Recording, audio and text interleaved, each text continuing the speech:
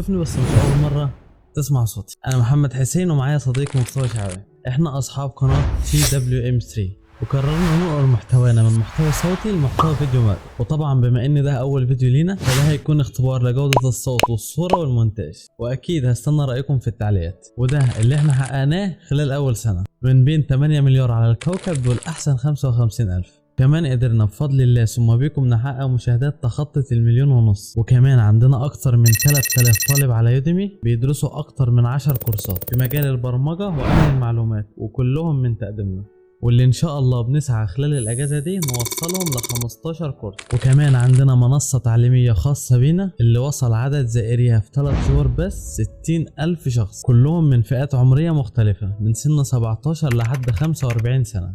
وبسبب خطورة المحتوى ده قناتنا اتحظرت او حسابنا اتحظر على التيك توك، فعملنا قناة على التليجرام بننشر فيها محتوى بشكل تفصيلي اكتر بدون اي قيود. هسيب لكم كل اللينكات في صندوق الوصف.